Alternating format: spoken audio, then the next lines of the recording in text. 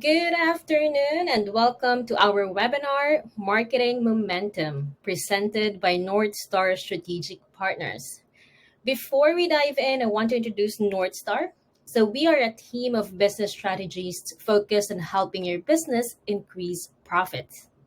We ask the questions that you may not think to ask and examine the issues that may not always be at a surface level.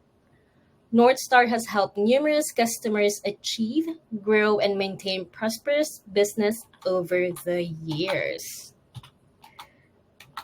So, our speaker for today is none other than Wendy Roberts. Wendy prides herself on creating winning strategies while helping her customers maximize their resources and their profits. As a CPA, she knows her way around corporate financials. As a former corporate finance executive and a startup CFO, Wendy offers a broad insight into finding solutions to help her customers achieve exceptional growth and financial success.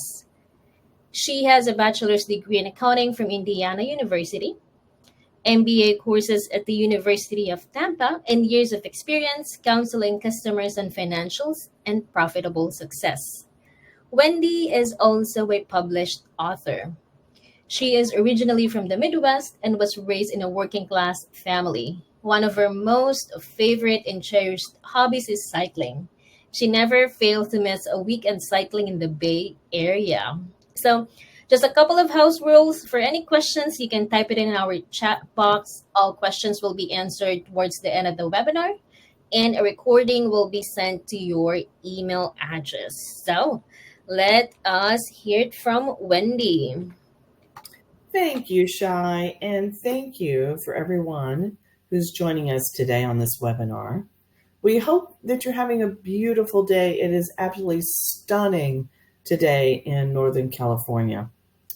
So what we're going to talk about is marketing momentum, how to drive your business forward. And we all know that marketing is one of those things that you really have to work at in order to make your business more profitable and sustainable. So we're going to go over some of that. And we know that marketing drives your visibility.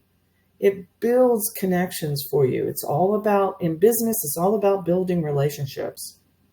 It helps fuel your growth. And we're going to talk about what that momentum can do to harness your business prosperities. Now, first I want to talk about the 4 points of focus. Now, as Shai mentioned, we published a book called The Only Business Compass You Will Ever Need. It's available on Amazon. And we talk about the 4 points of focus. This is our methodology that we have patented to help companies build strong, profitable, sustainable businesses that build an asset value for you down the road. There is no reason why you need to be in business if you're not in it to pay your bills, make money, support the community, and build a valuable company that someone's going to pay a nice multiple for when you're ready to retire and move to your next journey or chapter.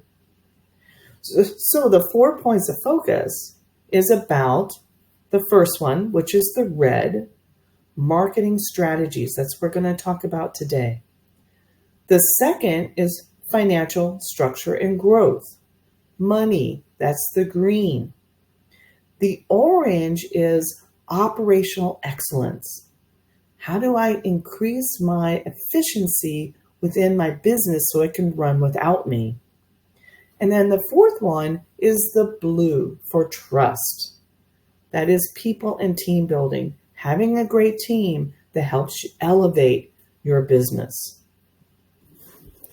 So what do you expect today? What are we going to cover? So there's actually 2 sections, and then we'll get into some Q&A. The first one is, what is an effective marketing plan? What does that look like? What are the components of that marketing plan? And then the second part is how to define your target market. Who do you need to talk to? Who are your customers? Who is it that wants to buy your product or service? Then, like I mentioned, we'll get into some questions and answers. So, here is the marketing, what I call formula for success. First, you went into business for some reason. There was a vision, your why. So, why it did you go into business? Maybe it's because you do something really well, like you're a fantastic carpenter. Or maybe you have a business idea, like a software that you can help implement and bring it to the world. Whatever that was, whatever that vision, your why, you have made it to a fruition. So once you have that vision and you know where you're going, now you have to decide on your mission. What is the thing that you want to accomplish with your business? From your vision to your mission. So your mission is, how am I going to accomplish what I need to accomplish, and who am I going to do that with? How many employees, etc. We're getting into the granular, but you need to know where you want to go. That's your mission statement. The next, once you understand your vision or your why, and then your mission, you need to clarify your marketing goals. What are those? And you have to think about, what do I want to accomplish over a period of time? Whether it be 6 months, a year, 18 months, 2 years, whatever the case may be, determining what your marketing goals that you want to accomplish over that period of time. The next is, you want to create a very compelling message to your ideal customer so they want to buy from you. So if you can't articulate your message to your customer, you're never going to be able to achieve the success that you want to be able to achieve. It has to be clear and concise, and we'll get into that a little bit more. And then finally, you want to pull all of that together, including a marketing budget, and create that strategic plan. I recommend that you do a 12-month strategic plan accompanied by a budget. Now, let's talk about your target market. Who is it that you want to talk to? And we all know through various channels, people first have to know you, then like you, then trust you before they buy from you. So they first have to know you, they have to like you, and they have to trust you before they buy from you. You have to know your target market. They have to know who you are, who you're talking to. And there's a big world out here, right? There's billions of people. You can't possibly connect with all of them. So you have to know, who is your ideal customer? Who do you want to talk to? How do you determine that? You might look at demographics. Maybe it's an age group. Maybe it's a particular category. Whatever the case may be, but there's the demographics. So you need to define in your ideal customer, who's the demographics. Maybe it's Gen Z. Who knows? But whatever your product or service that you're trying to bring to the market through your mission statement, you've got to know who to talk to. One way of that is demographics.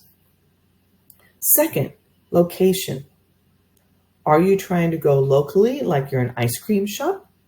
Are you trying to go nationally? Or maybe you're thinking international. What is the location that you're trying to attract in order to buy your product or service? The next area is behavior and interest. What do they want? Do you know what they want? And if you understand that, then you'll be able to craft that message, that compelling message again, to attract them to you so that they will like you and trust you to buy from you. And the last, and this probably goes without saying, digital presence is very, very important. Now we're talking about websites, landing pages, perhaps using some SEO, other techniques within digital presence. Video is very important and very popular right now. I would suggest that you explore with video if you're not doing it already. So having that digital presence also gives you credibility, especially your website. I highly recommend that if you don't have a website or it's out of date, please get your website up to date. Get it in a position where it's attractive, it's compelling, that it has SEO driven, targeted wording, etc., so that you know that you're getting out there with your digital presence. Website is the number one thing to start working on if you haven't done already.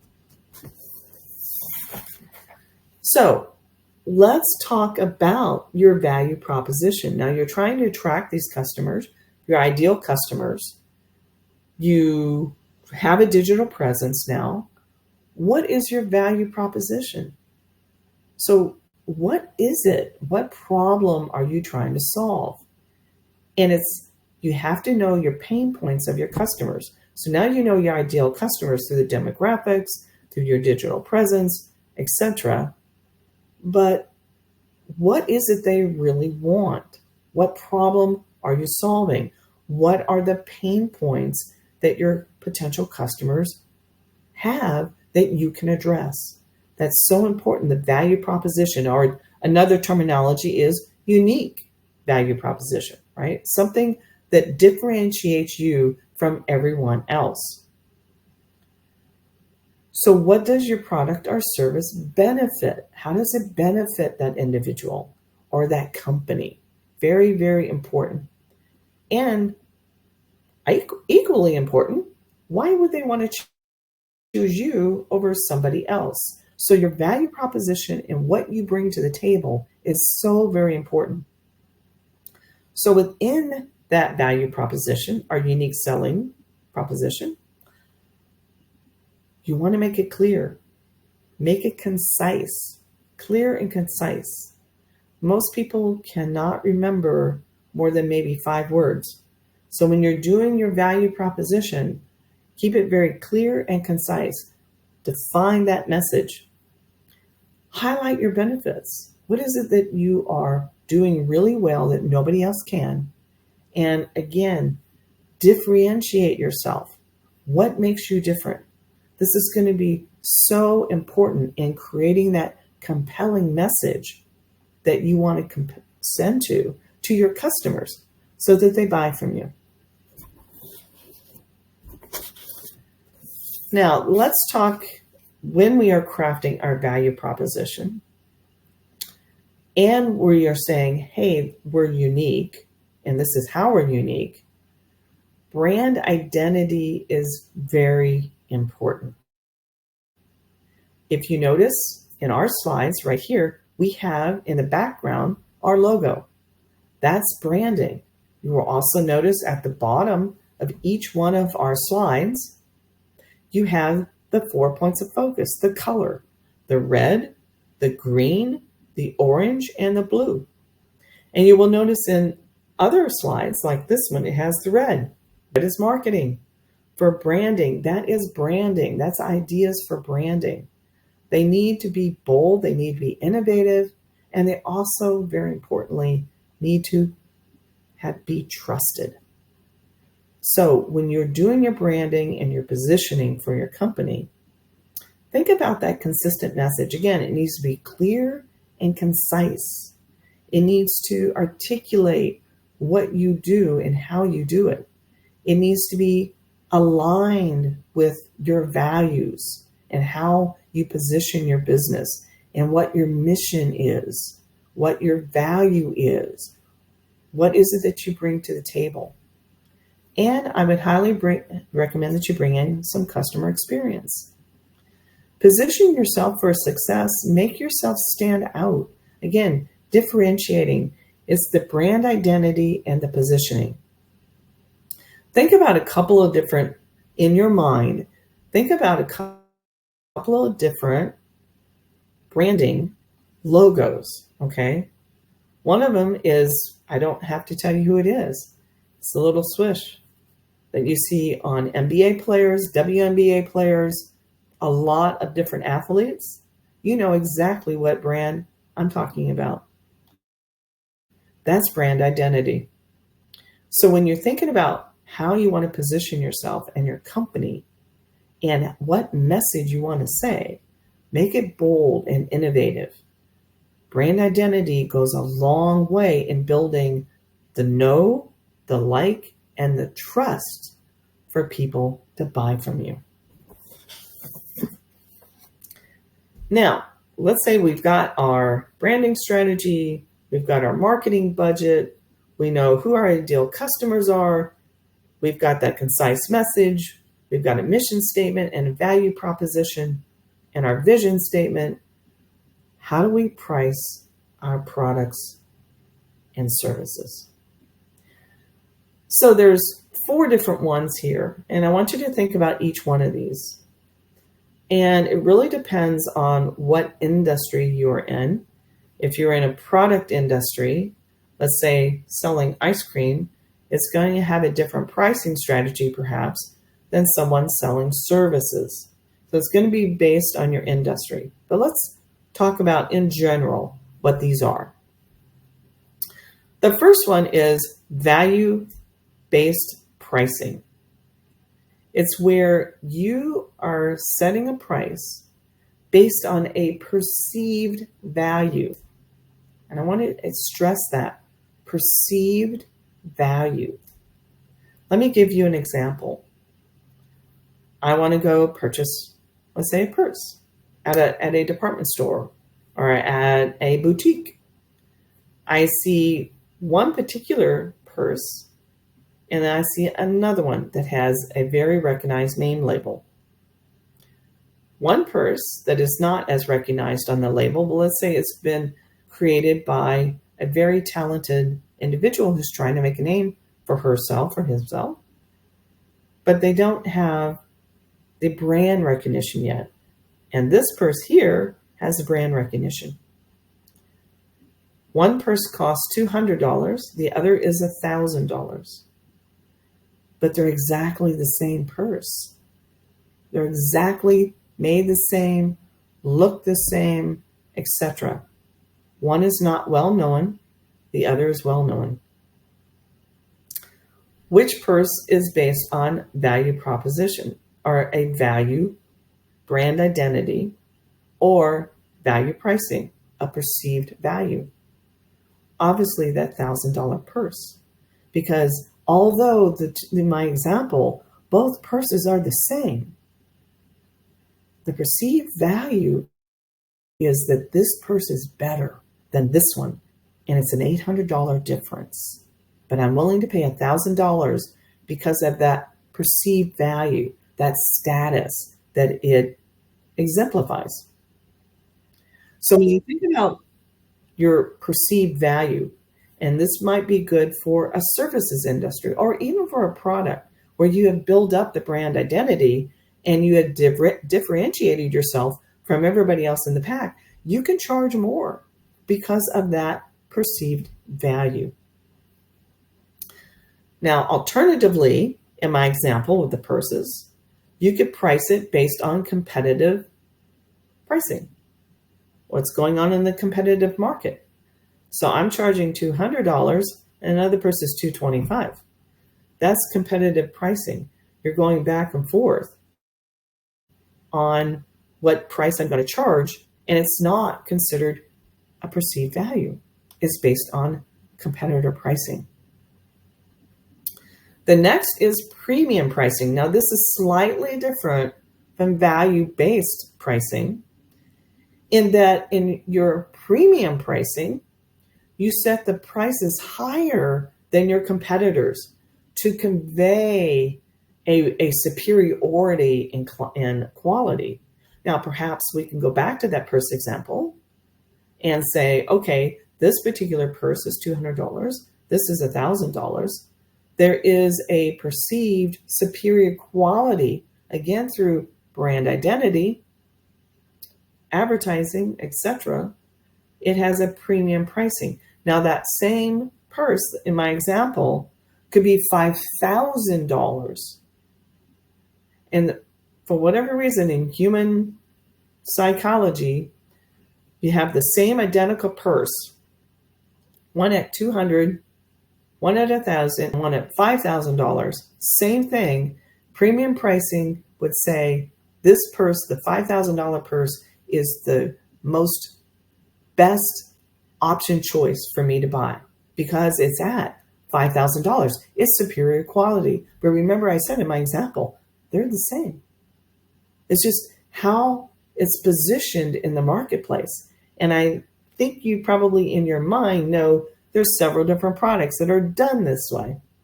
I don't have to just give you one example. There are several. And then the last one is called dynamic pricing. Now, the price will adjust in real time based on demand. So the price adjusts in real time based on demand. Now, if I have a business and I'm selling a service, I am probably not going to do dynamic pricing. That would not be good for me. I'm probably not going to be doing competitive pricing.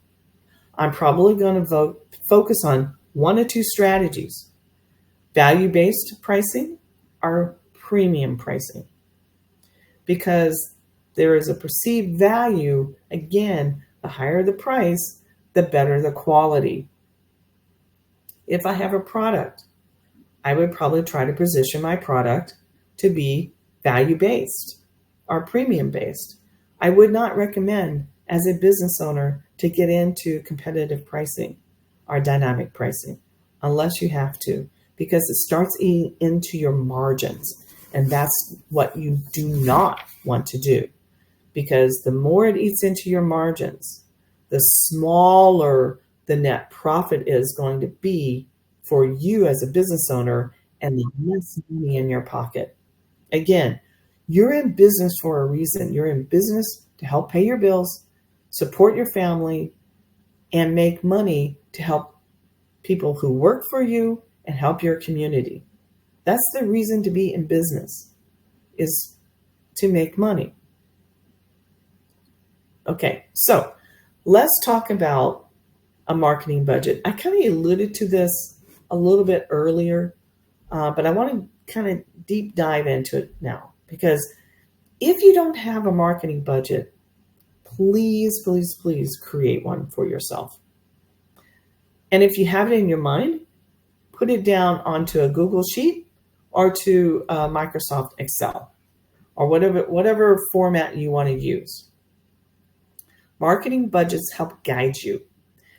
If you're brand new in business, when you read on the marketing section in our book, The Only Business Compass, we talk about marketing budgets and why they're important. So when you think about a marketing budget, if you're brand new in business, you're probably going to be spending more than what a company who's been in business, let's say, for 20 years. You're going to have to spend more on perhaps different types of channels, such as Google ads, perhaps Facebook ads, whatever the case may be. So think about, again, your ideal customer, your demographics, your location, all the things we've talked about earlier will go into formulating your marketing budget. Ideally, you're probably looking somewhere between 5 and 15%. In some cases, maybe 20. Realtors are spend more money on marketing than someone who is not in real estate, let's say, for example. So when you think about the marketing budget, take into account what your estimated revenue is going to be for the particular year. And I recommend doing a 12-month marketing budget to coincide with your calendar or fiscal year. So if my revenue is going to be $1 million and I am brand new in business, relatively new, let's say I've been in business for about 2 years, your marketing budget is going to be probably around 10%. are a little less. If you've been in business for 20 years, it might only be 5% because you're working off of networking and referrals where you already have that exposure that we talked about. You already have your value, your mission statement. You already have customers who've been around for 20 years. You already have the tread. So you're probably not going to have to spend as much on marketing as somebody newer in business. That's just the way it goes.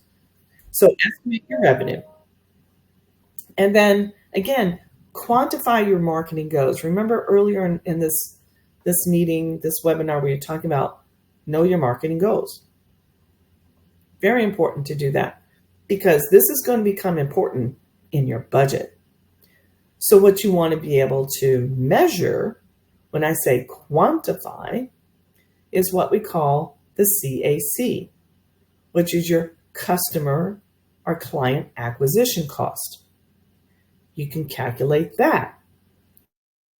Another thing you can quantify is called the LTV or CLTV, which is your customer lifetime value. How long have they been a customer? The longer, the larger that number, the more attractive it's going to be to someone who may want to buy your company. So those two key metrics are very, very important. And if you don't know how to do those, or if you're not sure of the formula, reach out to us, email me. I'll be more than happy to share how to easily calculate that for yourself.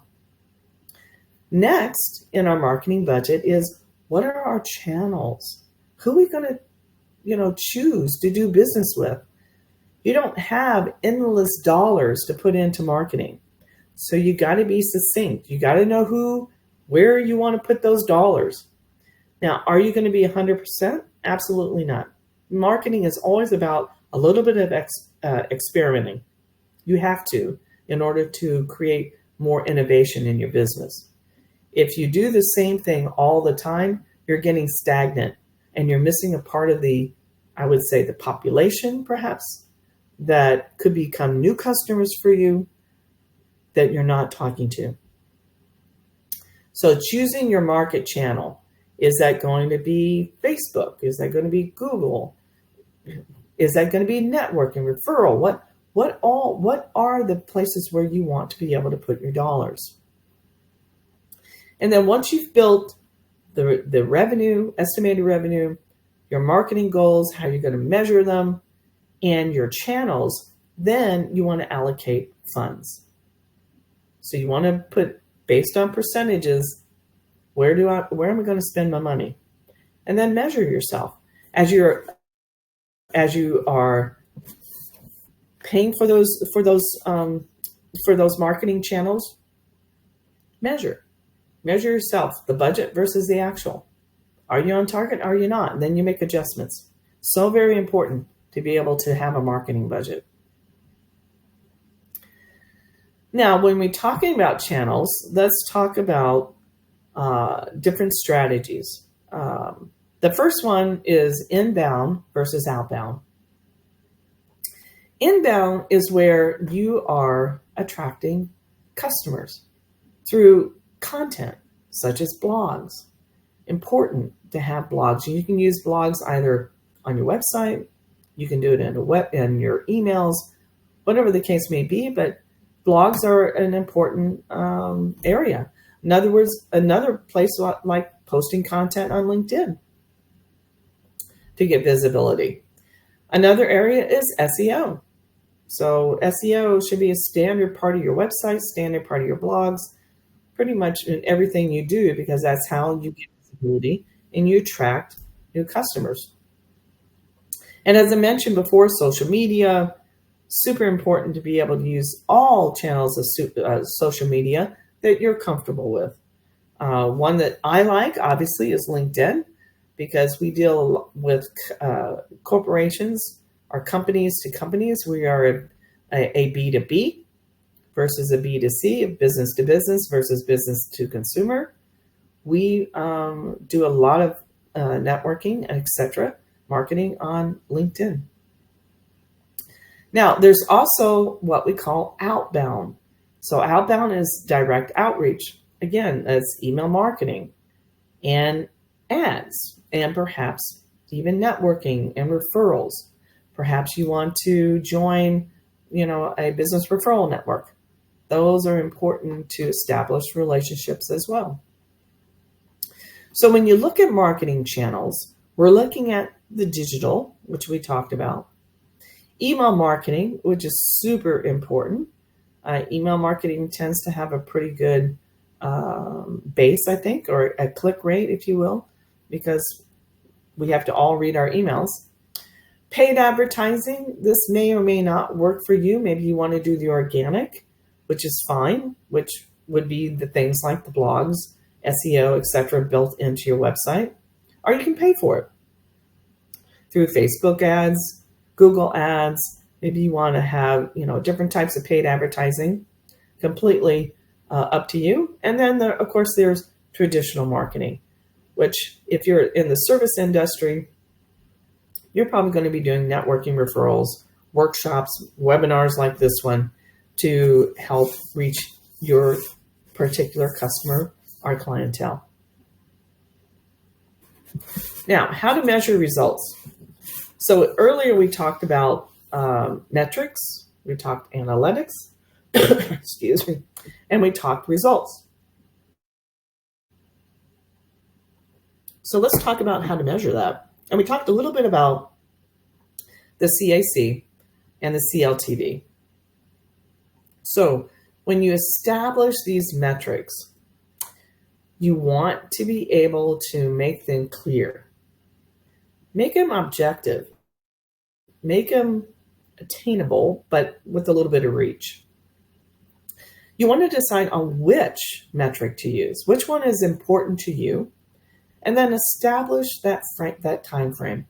How long do I want to measure this? Do I want to measure it over 6 months, 12 months, 2 years, 3 years? Whatever the case may be. Remember when I was talking to you about the CLTV, which is the customer lifetime value, it's important to a buyer, or even if you're trying to raise funds. Let's say you're trying to raise funds for a software project, and you've been in business for a few years, and you want to be able to show your investors, this is how long my customers have stayed with me. So an investor is going to say, oh, this is great, because I know that the customers are staying with you for 2 years. There's a real good bet that this is going to work down the road. So I'm willing to invest. So very important. The next is schedule a time to monitor your results with your team. And then choose a marketing tools to support your goals. Obviously, we need to look at that. And then the marketing dashboards, your analytics, and your results.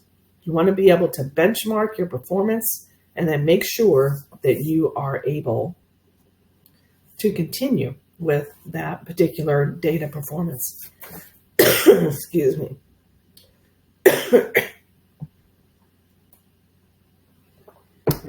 So the next steps are if you are interested in learning a little bit more about North Star and what we can do for you, reach out to me for a 30-minute call.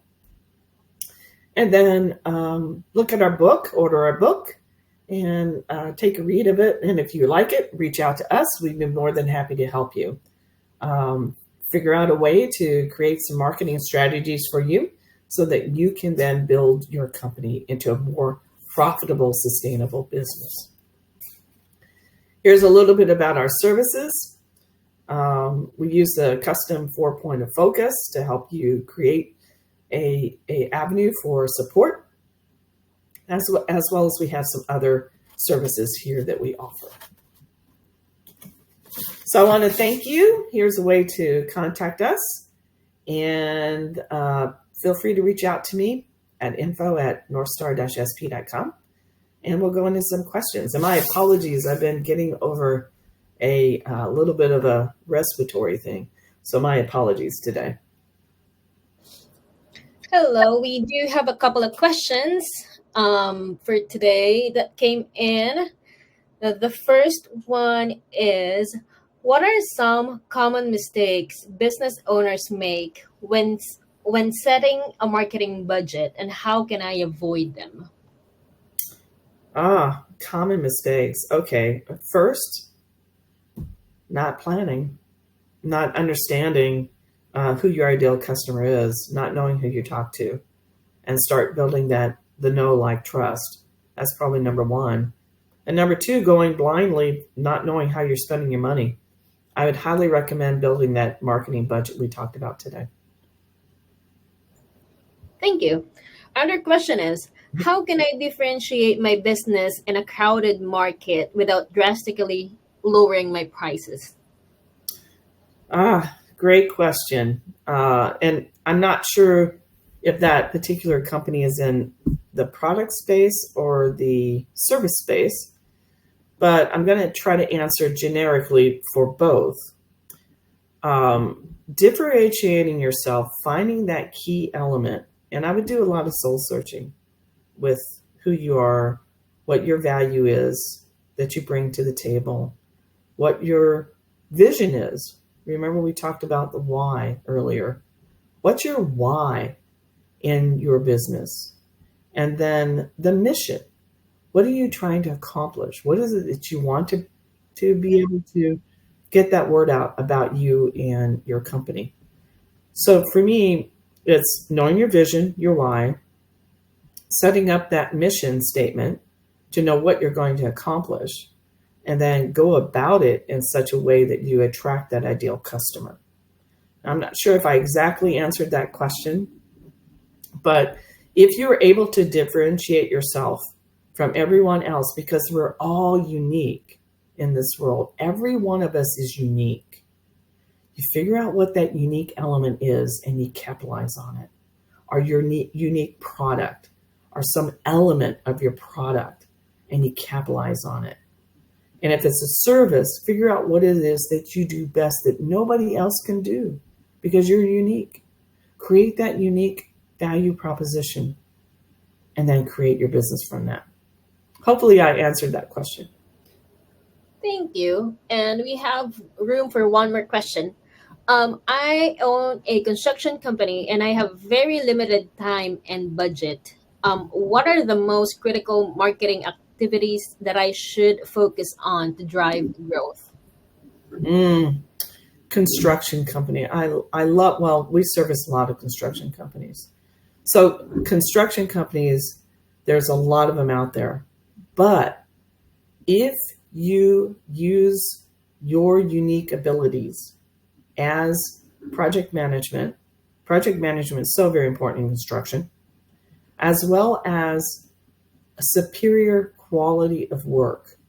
Those are two key elements that I would differentiate my company from everybody else. And again, I would look into who I am as that business owner. What's my uniqueness that I bring to the table? And we're all different. Like I mentioned, we're all different. I would create that value proposition and focus there. Now, would I use? I would use referral networking. I would get myself associated with various organizations that are related to the construction field. And I also would probably be doing some focused ads, paid ads on various channels. I would maybe Yelp, maybe Google Ads. I'm not sure about Facebook. You could do some analysis on that. I'm not sure about magazines. Magazines would have to be very targeted, and that can get expensive. So for you, whoever asked the question, I first would differentiate myself, and I would start doing networking and get myself involved with different types of construction organizations and network that way. Hopefully, I answered that question. Perfect. Thank you. And yeah, you did answer the question. Uh, those are all questions for today, Wendy. Thanks so much for your time. Awesome. Thank you. Thank you, everyone. Appreciate you. Appreciate your time. We know it's very, very valuable. We appreciate who you are. Please continue to do what you do best, and we'll see you next time. We have monthly webinars coming up for the rest of the year. We hope to see you next time. It's going to be on financials. So looking forward to that. We appreciate you and thank you and have a wonderful day.